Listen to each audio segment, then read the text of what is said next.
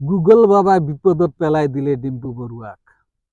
গোটেই ইণ্টাৰনেটৰ জগততে মানে খেলি মেলি লাগে। এই ৰামৰ পুত্ৰ দুজনৰ নাম লব আৰু কুশক কি কৰিলে, অলপ বিকৃতি কৰি নাম দুটা প্ৰকাশ কৰিলে, য'ত নেকি সি কৈ পেলালে কুচা আৰু তো কিতাপত পোৱা মতে দুজন ল'ৰা আছিল ভগৱান ৰামৰ, এজন আছিল কুচ বা কুচা আৰু এজন লাভা। এই গুগল বাবাৰ আশ্ৰয় ল'বলৈ গৈ কিছু এনেকুৱা ধৰণৰ বিপদত পৰাটো সাধাৰণ কথা। No, no, no, no.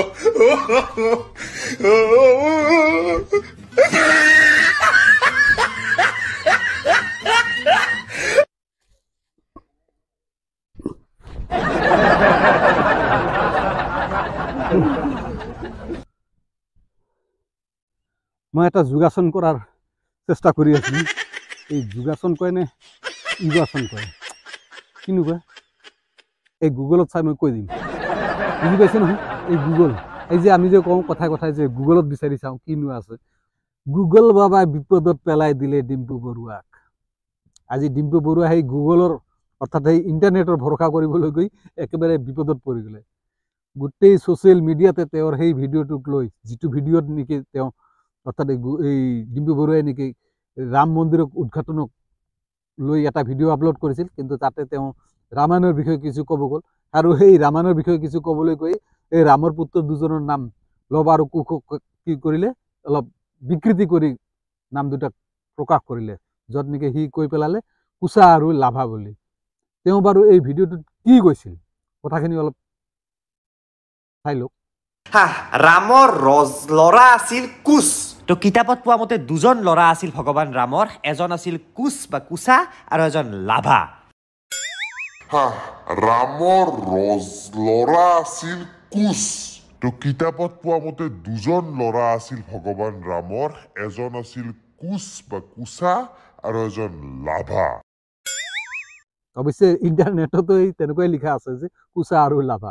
এইবুলি কিছুমান কথা আমি ভালকৈ জানিবও লাগিব, আৰু ইংৰাজী আৰু অসমীয়া ভাষা দুটাৰ মাজত যে পাৰ্থক্য আছে এইটো সঁচা।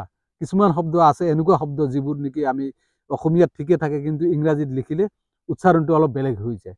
কিন্তু আমি জানো যে এই উচ্চাৰণটো বেলেগ হ'লেও আমি সঠিকভাৱে উচ্চাৰণ কৰিব লাগিব। আমি যেতিয়া অসমীয়াত কথা ক'ম তেতিয়া কিন্তু আমি আমাৰ অসমীয়াৰ মতেই ক'ব লাগিব। যেনেকৈ আমি ব্ৰহ্মপুত্ৰ নদীখনক যদি ইংৰাজীত লিখোঁ, এই ব্ৰহ্মপুত্ৰ নিলিখি কি লিখে, ব্ৰহ্মপুত্ৰা। ঠিক একেদৰে আমাৰ অসমখন, আমাৰ ৰাজ্যখনৰ নাম যে অসম, এই অসমখনক যদি ইংৰাজীত লিখিব যাওঁ কি হ'ব, আসাম নাইবা অসম। কিন্তু সেই বুলিতো আমি জানো যে অসমখনক অসম বা আসাম কেতিয়াও নকয়। আমি অসমীয়াত লিখিলে অসম বুলিয়ে ক'ম, আমি অসমীয়াত আসাম বুলি কেতিয়াও নকওঁ।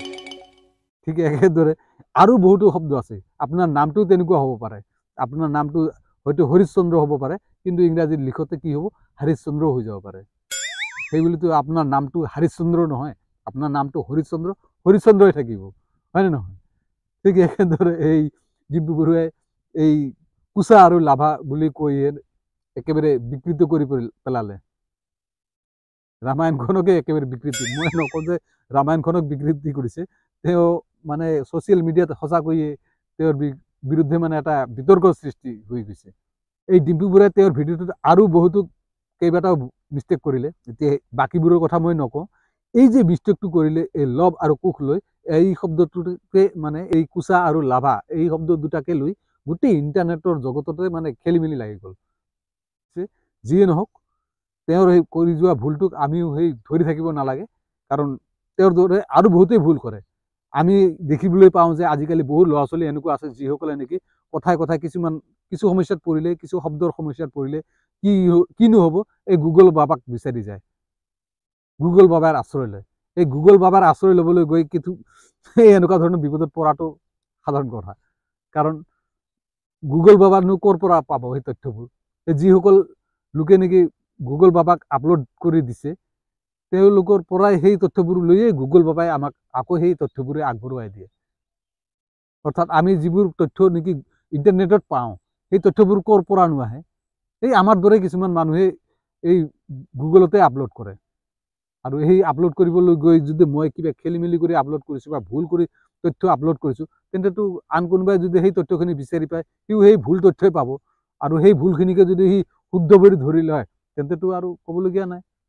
তেওঁ হয়তো ভালকৈ নাজানে যে এই ৰামায়ণৰ যি ৰামৰ চৰিত্ৰ বা তেওঁৰ ল'ৰা বা পুত্ৰ দুজনৰ নাম যে লৱ আৰু কুশ তেওঁ হয়তো আন কাৰো মুখত শুনা নাছিল, আমাৰ এই অসমীয়া ভাষাত হয়তো কাৰো মুখত শুনা নাছিল, সেইকাৰণে এই মিষ্টেকটো কৰি পেলালে।